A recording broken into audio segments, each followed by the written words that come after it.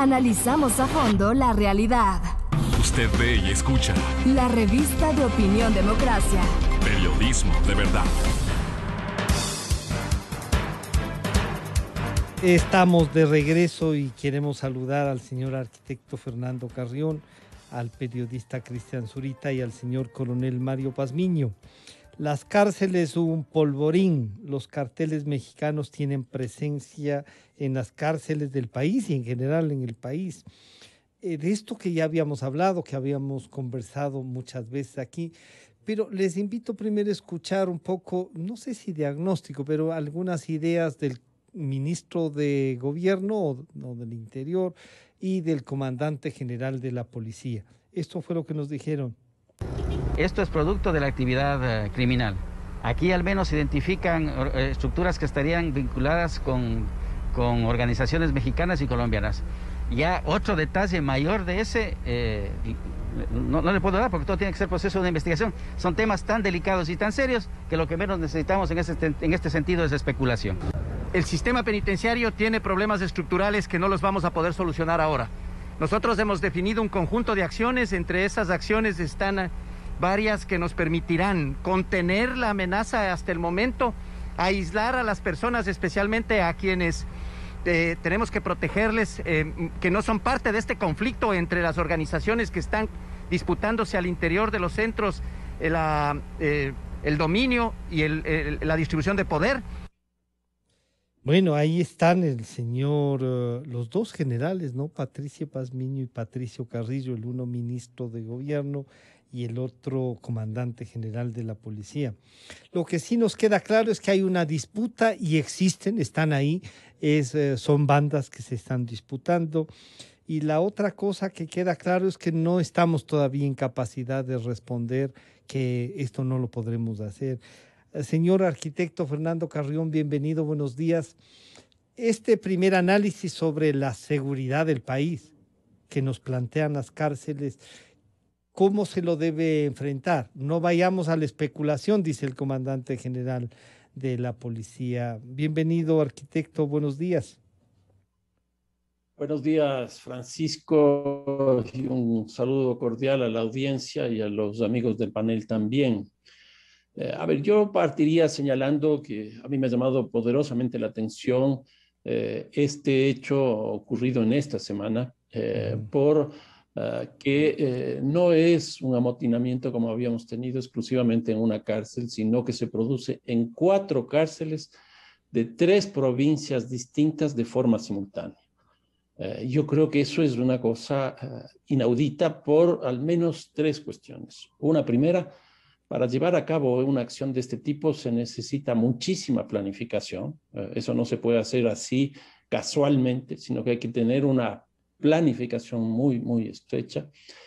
Una segunda cuestión que tiene que haber atrás de eso es una gran organización, división del trabajo, tú te encargas de esto, tú te encargas de lo otro, etcétera, etcétera. Y en tercer lugar, niveles de comunicación entre los 4 recintos carcelarios que están a distancia considerable, quizás con excepción de los 2 de Guayaquil, pero los otros son 2 provincias adicionales a la del Guayas. Eso es francamente inaudito. Ahora, ¿cómo es posible esto? Yo creo que porque aquí hay un vacío claro en términos del control del sistema carcelario. Por ejemplo, nosotros hemos visto cómo se arenga desde los recintos carcelarios más de 100 personas, por lo menos en 2 mitines políticos, porque yo les llamaría así, convocados por un portavoz, por un líder, etcétera, para mandar mensajes explícitos, no solo al resto de la cárcel, al resto de sus miembros, sino también al Estado y en general al establishment. Para eso también se necesita tener un control interno de las cárceles, se necesitan niveles de comunicación muy fuertes porque todo eso fue de alguna manera filmado y difundido hoy día, como ocurre con todas estas redes. A mí me preocupa eso profundamente. ¿Y por qué viene esto? Yo diría que aquí hay dos cosas que me parecen son claves. Una primera es que desapareció el Ministerio de Justicia, que era el que se encargaba de las cárceles, y pasó a un nivel inferior dentro del Ministerio de Gobierno, que no existía y que juntó dos actividades más, como la política y la policía. Pero Un Fernando, ministerio, ese ministerio tenía, mucha gente habló de que no había que hacer este Ministerio de Justicia, que más bien eso permitió desarticular lo coordinado que estaba antes. Y ahora dicen, no, el Ministerio de Justicia sí debió existir.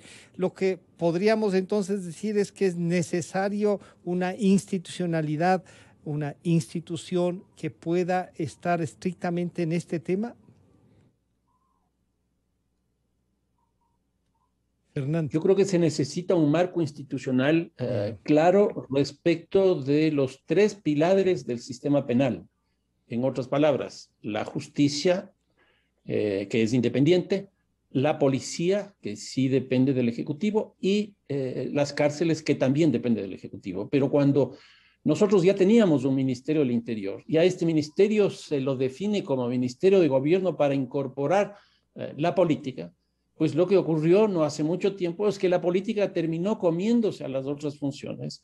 Y ahora, cuando se nombra a un policía que no tiene experiencia política, se vació de política este gobierno. Yo creo que zapatero a tus zapatos, y creo yo que hay necesidad de especialización. Y una segunda cosa, Francisco, cuando existía el Ministerio de Justicia, es decir, de las cárceles, el presupuesto era de 151 millones de dólares. Hoy día está en 90 millones de dólares. Yo creo que en eso hay que ser muy claros. Una tercera cosa, se desarticuló el sistema de inteligencia en el Ecuador, que además yo creo que era absolutamente necesario porque estaba destinado a otros fines, pero no se ha logrado reconstituir un nuevo sistema de inteligencia. Lo que señalaba yo hace un momento, de que cómo es posible que no se haya dado cuenta el Estado ecuatoriano de una actividad que se iba a hacer simultáneamente en 4 cárceles de 3 provincias distintas. Eso es clarísimo, una falta de inteligencia, no solo de control, sino de falta de inteligencia, porque no se dieron cuenta de que eso estaba ocurriendo. Quiero saludar a Cristian Zurita. Bienvenido, Cristian. Buenos días. Desde el análisis, en cambio, de la comunicación, alertas han existido y aquí están con nosotros tanto Fernando Carrión como el coronel Mario Pazmiño, que en el análisis nos han ayudado a visualizar lo que estaba pasando, pero también desde la comunicación, los reportajes hechos, el seguimiento, la instalación y esta mezcla que se da en la institucionalidad entre lo político y lo delincuencial, no solo que termina por anular una de las dos actividades en el ministerio, lo más preocupante es que termina por mezclarlas también ya en la actividad. Cristian, bienvenido, buenos días. ¿Cuál tu lectura sobre esto? Muy buenos días, es un gusto conversar con ustedes. Buenos días al arquitecto Carrión, al coronel Pazmiño. A ver, creo que se puede hacer un reconteo o una retrospectiva de los hechos que habían sucedido desde el año pasado. Recordemos que a mediados del año pasado, cuando estábamos ya en pandemia, se dio un punto de quiebre en las cárceles, justamente en la regional número 8 de Guayaquil, cuando asesinaron al líder de los cubanos, a William Poveda, ¿sí? Para matarlo al llamado cubano, se necesitó al menos del movimiento de 25 reos que lograron entrar al pabellón de máxima seguridad, y en esa acción de 25 reos moviéndose, uno de ellos con un arma de fuego lo mató, ¿sí? Para matar a uno, ¿sí? Eso de alguna manera quedó en evidencia y fue una historia contada incluso por las autoridades de cómo sucedieron los hechos. Pensemos o traslademos lo que ha significado la brutal matanza que hemos observado en estos días. No han entrado a cualquier pabellón, ¿sí? Han entrado al pabellón de los peores, ¿sí? Y la gran pregunta es, ¿quién se atreve a matar a los peores? ¿Sí? Para matar a los peores, ellos tienen que haber estado desarmados. Y quienes los matan estaban armados. Y para matar a uno de los peores, al menos se necesita 5 personas. ¿Sí? Es decir, que por cada crimen actuaron entre 5 y 6 personas, todos armados. La gran pregunta es, ¿cuándo desarmaron a los peores de esos pabellones para dejarles en total indefensión? ¿Y con quién y con qué es que les armaron? ¿Sí? A todos estos grupos de presos que aparentemente no son tan peligrosos como los que efectivamente han asesinado en esta matanza, ¿sí? Y esas respuestas solo nos pueden dar los funcionarios de las cárceles y nos deben dar, obviamente, los guías penitenciarios. Es clarísima la participación de guías y de funcionarios de las 4 cárceles en este acto, Francisco. Esta y cosa justamente tenebrosa, ¿no? Por ahí pasa. Es extremadamente tenebroso porque tienen que haberse puesto de acuerdo en procesos de revisión de armas, de haberles retirado todas las armas en las 4 cárceles, ¿sí? Y de haberles dotado de armas a los otros, pues para que puedan actuar, ¿sí?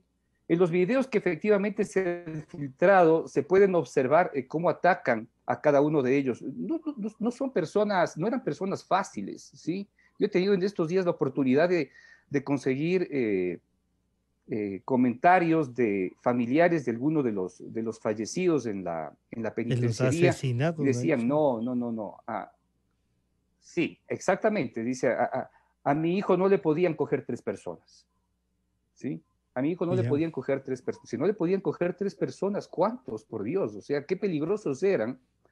¿Sí? Y en los videos se observan que al menos existen 5 o 6 personas en las refriegas para acabar con la vida de uno. ¿Sí? Entonces, efectivamente, ¿cuántos participaron para matar? ¿Sí? O sea, multipliquemos 5 por 80. Y ese es prácticamente el número de detenidos que han participado en la matanza de este grupo de detenidos, ¿sí? Creo que por allá iba este primer acercamiento, claro, y ahí quiero saludar al coronel Mario Pazmiño, darle la bienvenida a este diálogo. Coronel Pazmiño, Mario, bienvenido, buenos días. Para lo que nos acaban de diagnosticar, tanto desde el punto de vista de lo técnico, de lo político, cuanto desde el punto de vista de la comunicación, como dice Cristian, lo que más nos acerca, el diálogo a la gente y todo eso, nos lleva a pensar, y Cristian lo ha hecho, lo que pasó dentro. Pero para que haya pasado eso dentro, hay algo que está pasando fuera. Y usted, esta misma semana que tuvo la gentileza de acompañarnos, nos decía lo que está pasando fuera y lo que dejó de pasar para que esto se instale. Esta lectura ya, después de ver que no terminamos de controlar las cárceles, pero que baja la tensión, ¿usted ratificaría toda esa visión que ha tenido Mario? Bienvenido, buenos días. Muy buenos días, Francisco. Un cordial saludo a Cristian y a Fernando. Y un cordial saludo a todos los oyentes de esta prestigiosa radio. Yo ratifico el análisis anterior. Esto se debe básicamente a una pugna entre megabandas que están instaladas en los centros carcelarios, pero hay que irse un poquito más atrás para poder determinar con exactitud dónde está el origen. Recuerden ustedes que cuando nacen los choneros, lo nacen ellos en Manabí.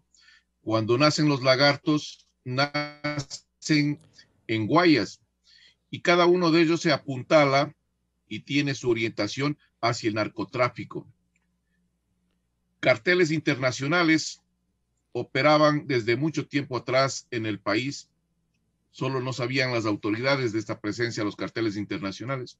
Pero esa actividad de los carteles internacionales como el de Sinaloa, Jalisco Nueva Generación, Cartel del Golfo y otros que deambulaban por el país, contratan a estas estructuras delictivas para protección de los corredores, de los centros de acopio, las plataformas internacionales.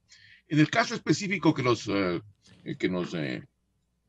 convoca el día de hoy, son dos elementos, dos megaestructuras, la de los choneros y de los lagartos. Pero aquí hay que hacer una división muy clara.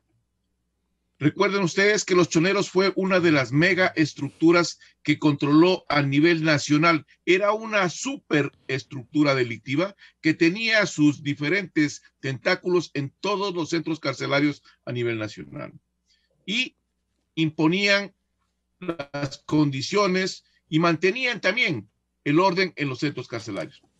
La muerte de Rasquiña, jefe de los choneros, genera un fraccionamiento, pero también genera, por otro lado, la ambición de poder de pequeños grupos. Grupos como cuáles: los tijerones, los lobos, los chone killer, los mismos lagartos, que eran enemigos naturales y que necesitaban tomar el control.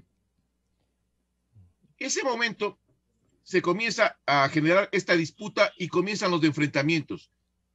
De lo que se conoce hasta el momento al interior, gran parte de estos movimientos que se estaban dando era por el fraccionamiento de los choneros y el tratar de tomar el control y el liderazgo de esta organización que mantenía ya la supremacía sobre todas las otras megabandas a nivel nacional. Ahí hay un sinnúmero de problemas y la mayoría de problemas están en que el sistema de inteligencia penitenciario nunca se pudo percatar de estas situaciones, por ineficiencia, por falta de recursos, por falta de profesionales adecuados en este sistema, un sinnúmero de problemas que están ahí latentes.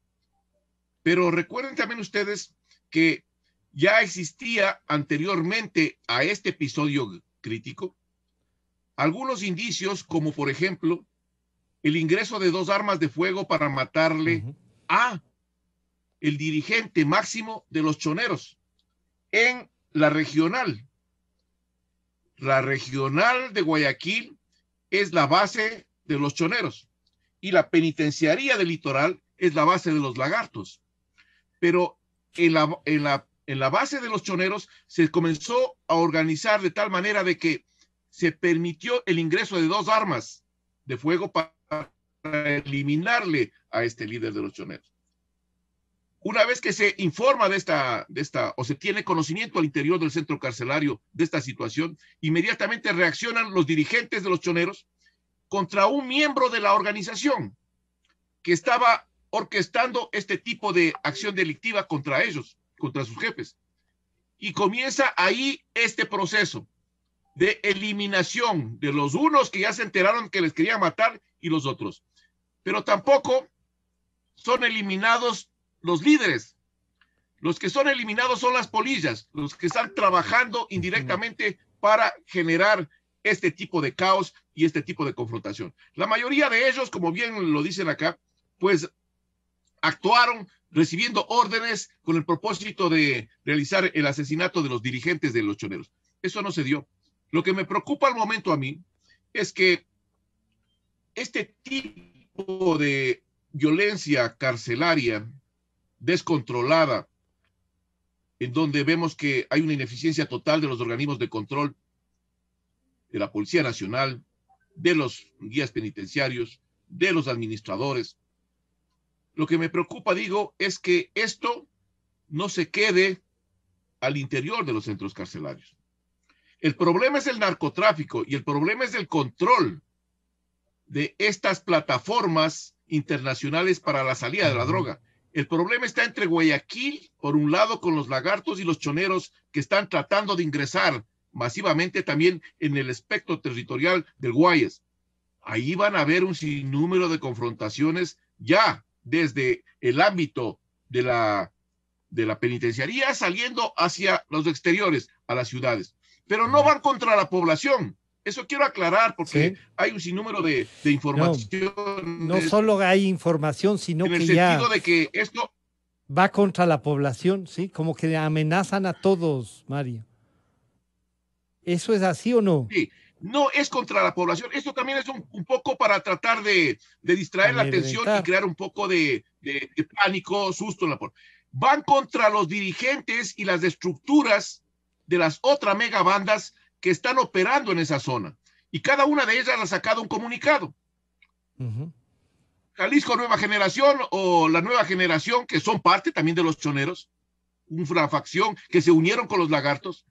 Esta facción lo que está diciéndole es, señores, nosotros tenemos el respaldo de una organización internacional que se llama Jalisco Nueva Generación, un grupo que tiene una trayectoria de violencia en México tremenda y en Colombia también. Pero por el otro lado, los choneros y otras organizaciones que están con ellos dicen, señores, nosotros tenemos el auspicio también de Sinaloa, el cartel de Sinaloa. Claro. Pero aquí hay que analizar concretamente estas informaciones.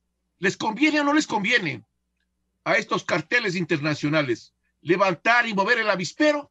No les conviene, señores. ¿A quién les conviene este tipo de confrontación directamente? Es a las dos estructuras que están en conflicto, las megabandas. Ellos dependen, sí, de los carteles internacionales, pero a los carteles internacionales lo que les interesa, si bien es cierto, es el control territorial, de que estos tercerizados de cada uno de los carteles puedan operar ahí, pero lo que les interesa es el negocio, les interesa seguir traqueteando y sacando la droga, entonces, que está apilada. Este es un momento entonces, Mario, en el que las respuestas van a tener que ser políticas, técnicas y de reconstitución de lo que el Estado podría garantizarnos, ¿no?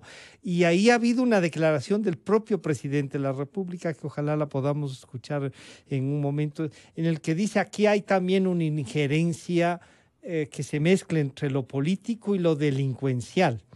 Y ahí hay un manejo, y ha dicho y ha hablado, claro, cuando todo el mundo comienza a lanzar boletines de prensa con declaraciones de esto que usted ha dicho, Mario, de Jalisco Nueva Generación, de todo eso uno se queda sorprendido. No es contra la ciudadanía, no, en la lucha de estos puede pasarnos cualquier cosa.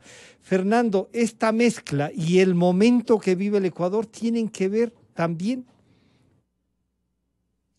Oh, sin duda, sin duda.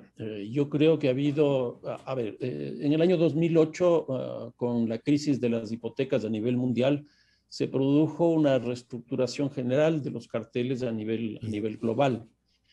¿Y por qué esto? Porque la crisis de las hipotecas significó un golpe económico justamente al narcotráfico, porque ese es uno de los sectores claves donde se lava.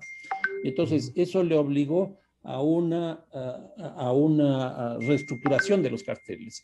Desde ese momento, por lo menos yo he empezado a trabajar teóricamente en el sentido de que ya no es crimen organizado, porque el crimen organizado no es otra cosa más que 3 o más personas que se dedican a realizar hechos ilícitos durante el tiempo.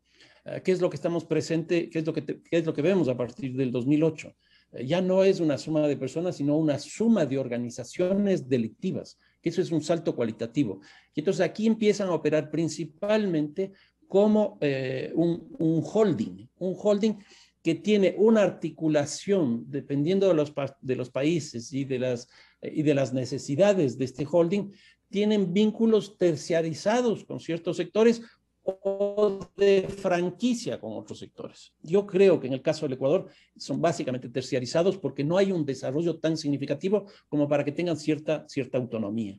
Entonces, hay una articulación y hay información de que estos carteles están presentes por lo menos durante este siglo, es decir, 20, 21 años en el país, y eso es cuestión de simplemente revisar la prensa y nos vamos a dar cuenta que se cayó tal avioneta o que no pudo despegar esta otra avioneta, etcétera, etcétera, y que la matrícula era, por ejemplo, de Sinaloa o que era manejado por mexicanos. O sea, eso es absolutamente evidente. Ahora, ¿qué es lo que ocurre? ¿Cuál es la contraparte nacional? Básicamente aquí tenemos dos, las que están en conflicto. Lo que el coronel Pazmiño está señalando claramente. Uno, el cartel el grupo de los choneros, que está muy disminuido, pero que ha logrado recomponerse desde la cárcel, y eso hay que tenerlo en cuenta. Y el segundo es el de los lagartos. Y cada uno adscrito a uno de estos grandes holdings. Y ahí empiezan a reinventarse. En este año, que es el segundo momento que me parece importante, hay un crecimiento importante nuevamente del narcotráfico, a pesar de que hay una contracción del consumo. del consumo del narcotráfico a nivel mundial.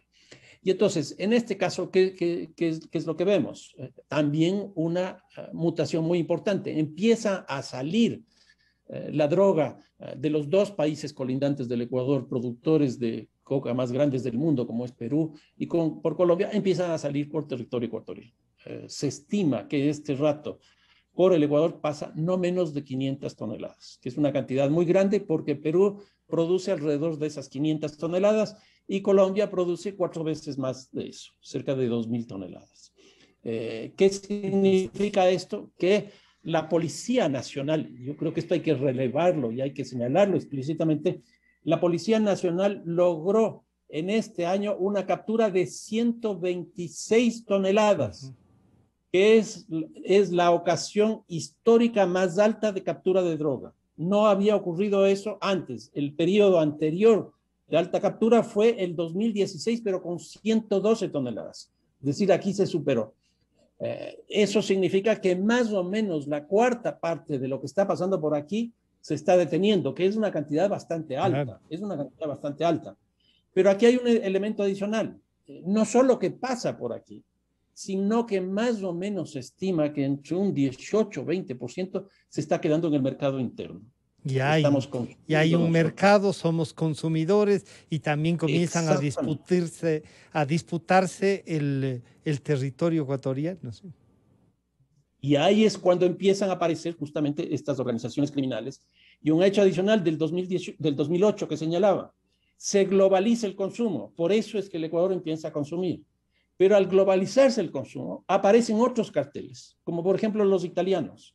Y nosotros tenemos en el Ecuador carteles italianos, qué sé yo, por ejemplo, la 'Ndrangheta, que generalmente no se la tiene en cuenta porque no es un cartel, una mafia, como dicen en Italia, violento, sino que opera de una manera silenciosa y utiliza el territorio ecuatoriano como un mecanismo simplemente para llevarse la droga.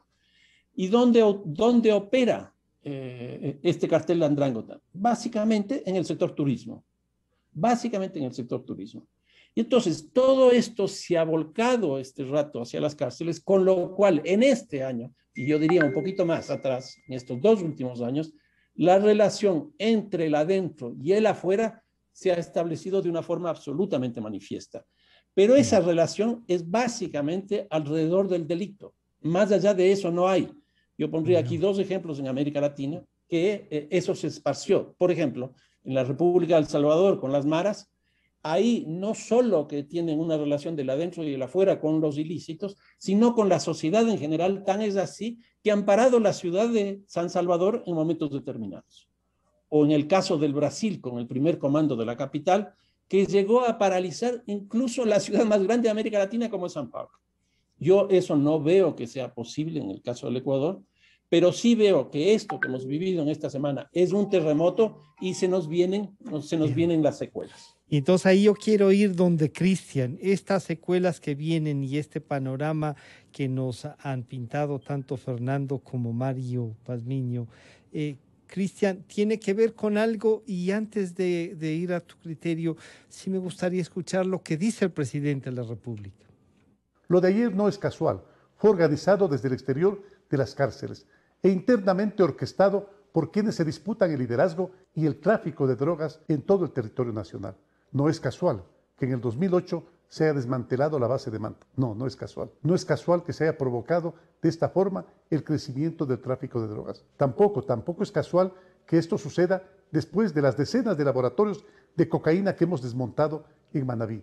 Tampoco es casual la coincidencia con la reciente denuncia de la prensa colombiana sobre el supuesto financiamiento del ELN a campañas políticas de Ecuador. Es muy grave que haya dinero del narcotráfico en el escenario político del país. Lo de ayer no es coincidencia, es consecuencia. Cristian, el presidente de la República, que era vicepresidente de la República en el 2008, dice esto no es casual, aquí no es solo coincidencia, aquí hay algo que está sobre esto y se generaron condiciones. Esto, que no es poco lo que ha dicho el presidente, debería llevarnos a qué línea de reflexión, Cristian. Bueno, el presidente tiene la capacidad de siempre llorar por la leche derramada, ¿sí? O sea, buena parte de las políticas generadas en el anterior gobierno obviamente son causa de todos los efectos que estamos observando en estos momentos, pero también es corresponsable y responsable de la falta de acciones que se generaron en este gobierno. Ya lo ha señalado claramente el arquitecto Carrión, cómo es que efectivamente se han reducido y cómo es que efectivamente no existen las políticas necesarias en lo que significa tanto inteligencia y el manejo del sistema penitenciario y carcelario de una forma eficiente y disciplinada. Eso es real.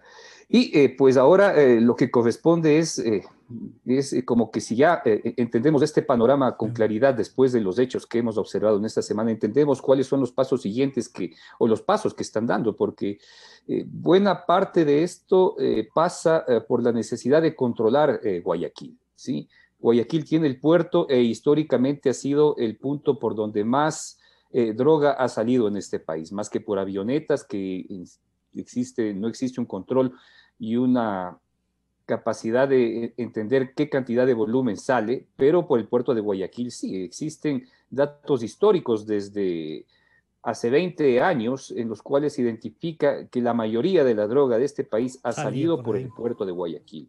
Y en eso los lagartos juegan un papel preponderante porque es su territorio, ¿sí? Guayaquil además geográficamente se presta para ello, con todos los estuarios del Guayas, con todos estos espacios tropicales en los que se permite esconder la droga, jugar con las mareas, utilizar lanchas pequeñas para en su momento poder inocular a las naves que están partiendo del puerto, pues eso ha sido una historia algo oculta, ¿sí? Algo oculta de entender cómo es que sucede, pero clarísima en los resultados cuando se han generado detenciones de barcos con gran cantidad de droga. Y yo recuerdo que entre el año 2004, 2007, hubo enormes capturas de buques que llevaban por sobre las 100 toneladas. ¿Sí? Entonces, se entiende que Guayaquil juega un papel preponderante y eso es lo que están peleando este momento. O sea, eso ya efectivamente creo que queda claro para toda la sociedad, e incluso para las autoridades, y saben a dónde tienen que atacar, independientemente de los actos violentos y de venganzas que nosotros vamos a observar en los próximos semanas y posiblemente meses de los hechos que sucedieron en la cárcel, porque obviamente nadie se va a quedar tranquilo. ¿Coincidirías con el coronel Pazmiño que nos dice no hay esta amenaza a la sociedad como tal, sino esta es una lucha entre ellos para controlarse la sociedad? Entonces lo que está observando es esa lucha y va a terminar también afectada por esa confrontación. La autoridad, ¿qué puede hacer? Tú dices tomar conciencia de esto y claro, ya no son 9,000, son 38,000, me parece, o más de 30,000 los presos, que es un tema que también hay que cuidar el resto, Cristian.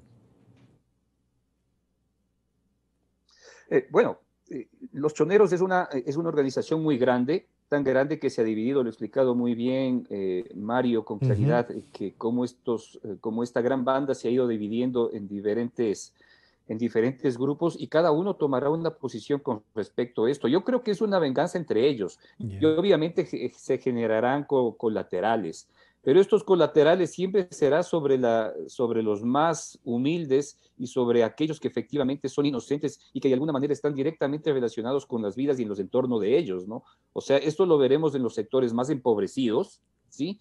Y lo que se generará, pues, es una sensación de odio, de inconformidad y de injusticia con respecto a lo que sucede. Eso es real, o sea, no es que van a atacar a la sociedad en sí, es una refriega entre ellos. Y en esa refriega, obviamente habrá colaterales de gente inocente, pero gente inocente que es la que no tiene voz. Claro, ¿sí? que está vinculada incluso solo por parentesco de estas luchas, ¿no? ¿Tú no encuentras entonces tampoco un asidero a esa afirmación del presidente de que podría estar vinculado también con el tema político del momento? creo que esto es un tema funcional en lo que en todo se encuentra concatenado. De hecho, no sea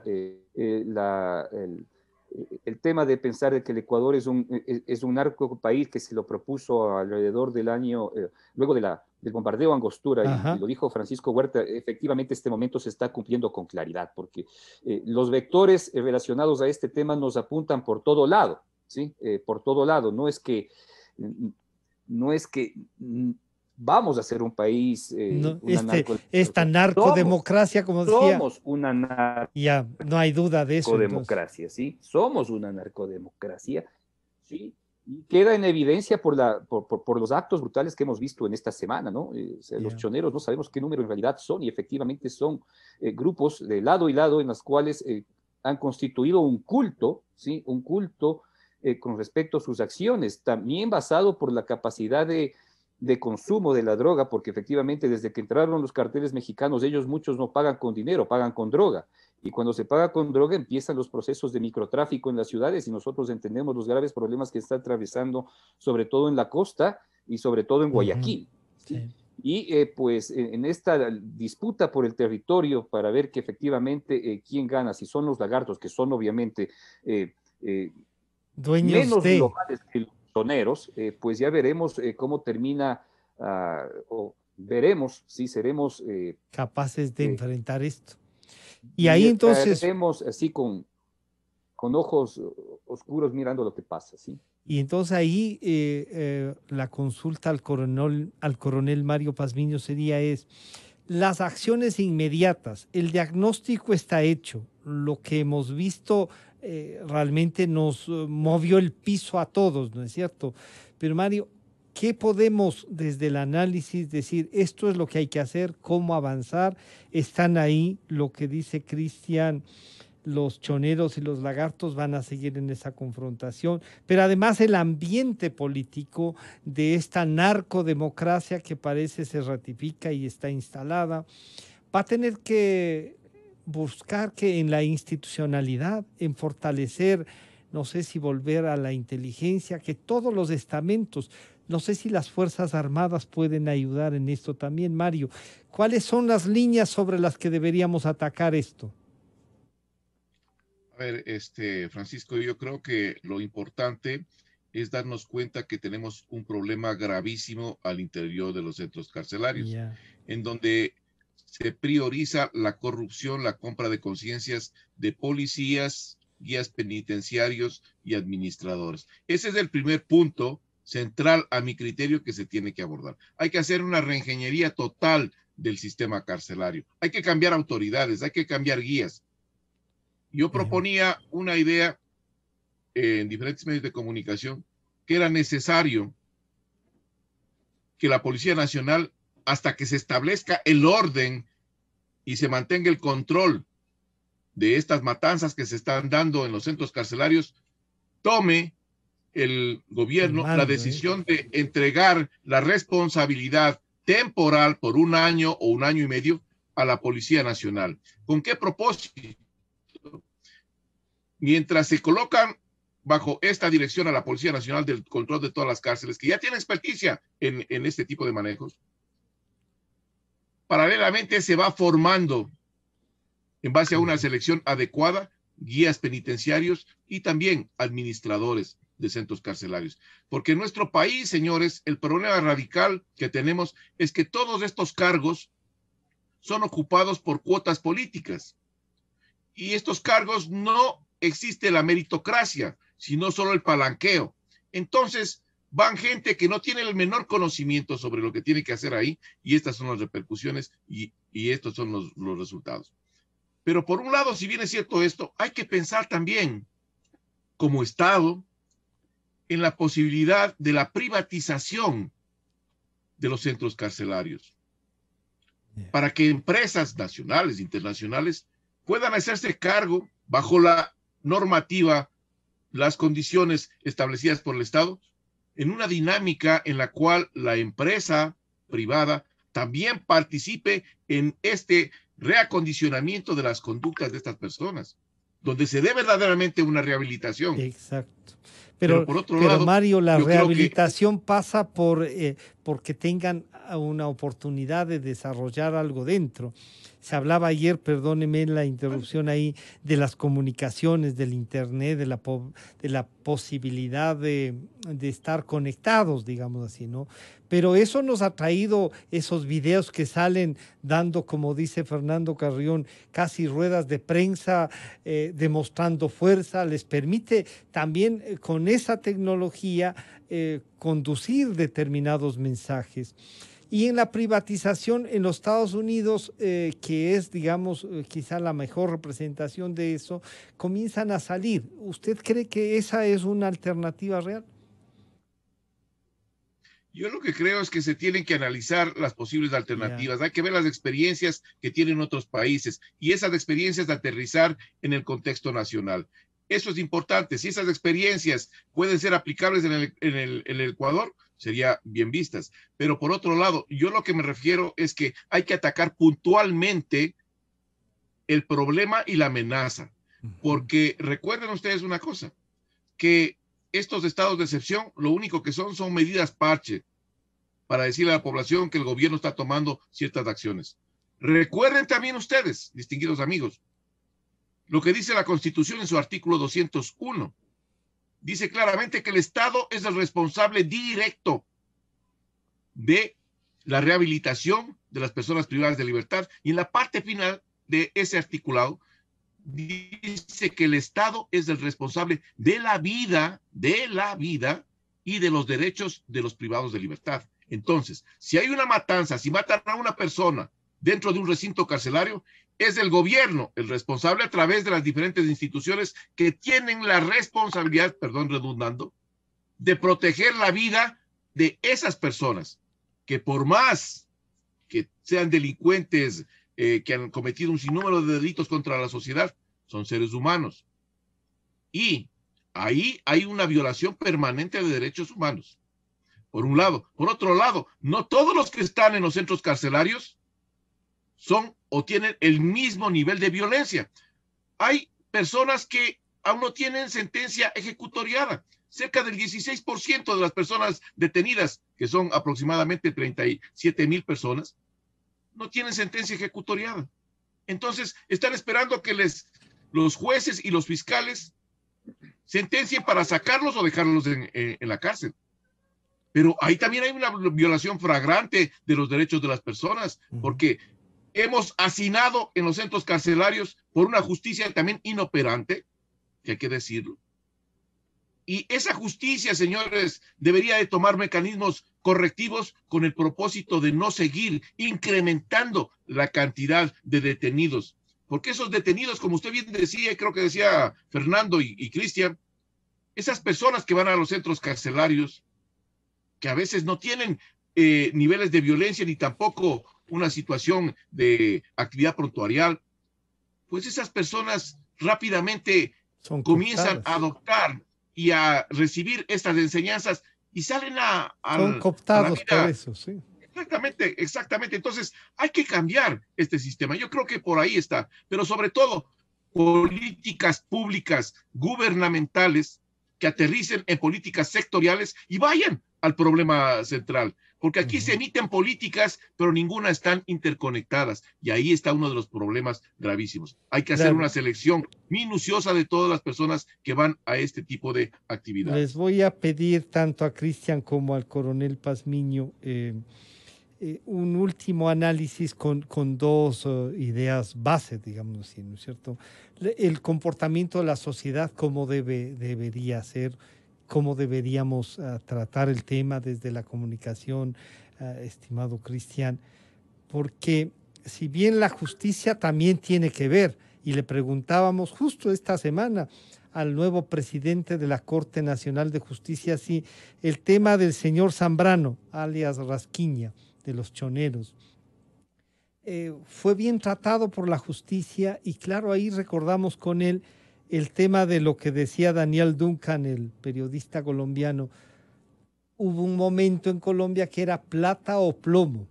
Puede estar pasando eso también con nuestros jueces, con los guías, con los directores, con los fiscales, plata o plomo, y ahí no hay salida. Entonces también como que requerirán este tratamiento, y eso debe ser también una decisión, como ha dicho, de políticas públicas, Mario.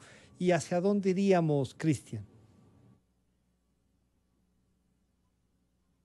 Bueno, esto se abrió como una posibilidad desde que la legislatura permitió que las penas puedan ser cumplidas a medias, ¿sí?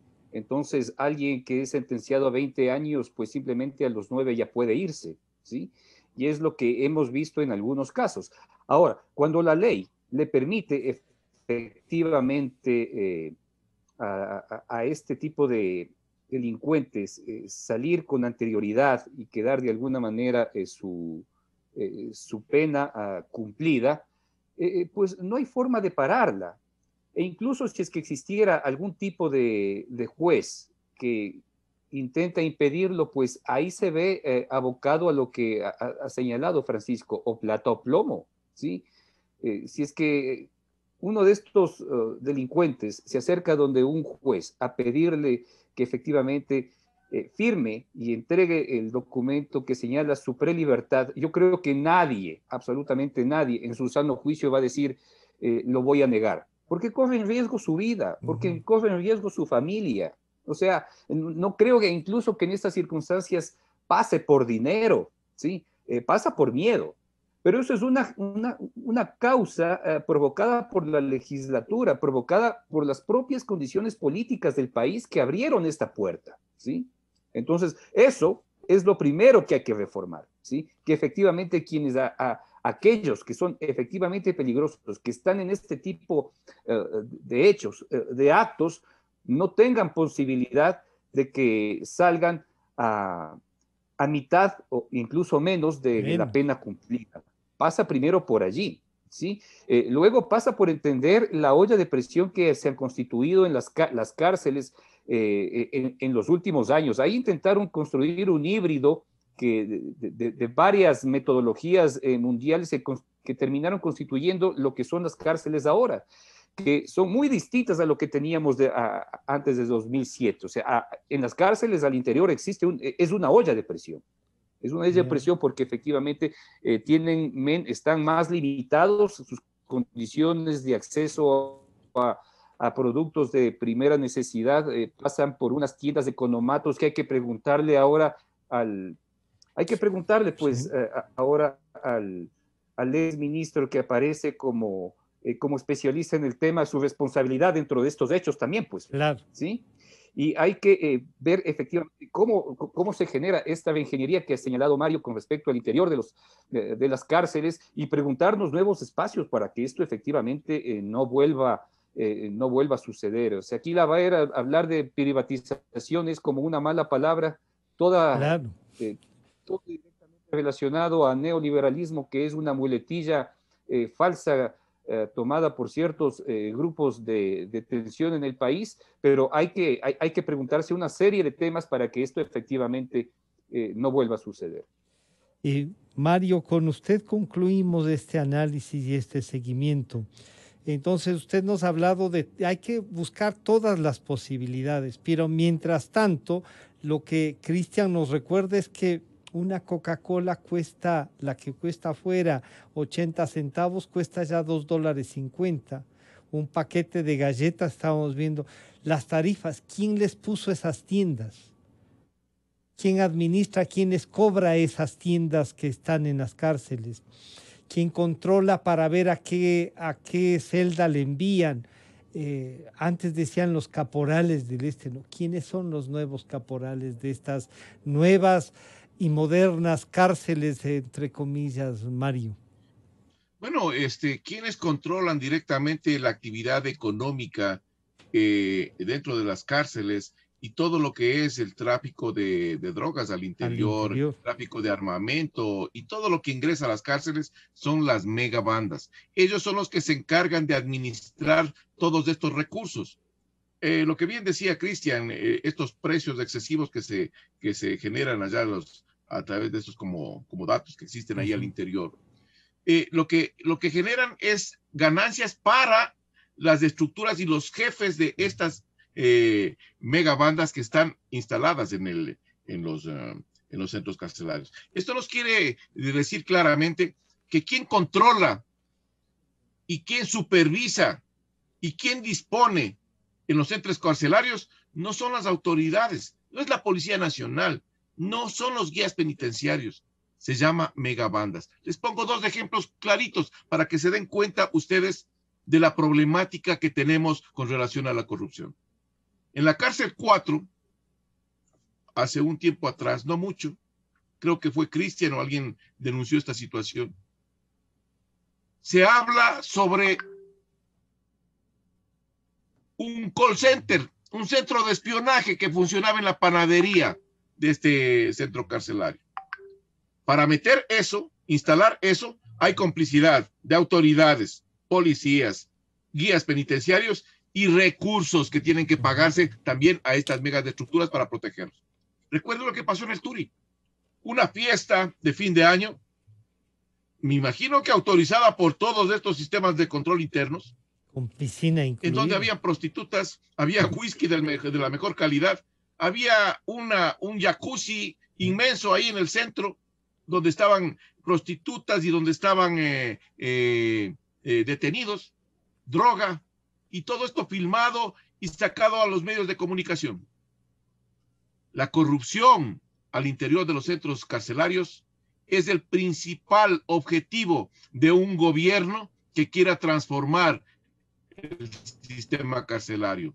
Y los que vienen o los que quieren hacerse cargo de este país tienen que pensar que ahí están algunos de los problemas estructurales de la sociedad ecuatoriana, porque las cárceles, señores, son el reflejo de lo que pasa en la sociedad. Si las cárceles están controladas por megabandas del narcotráfico, entonces la sociedad también está, señores, vinculada directamente a una actividad de narcotráfico, como ya se ha venido viendo en estos últimos días, las detenciones y las capturas de grandes cargamentos. Ayer, si no estoy mal, había un cargamento de 1,5 toneladas que capturaban en Manabí.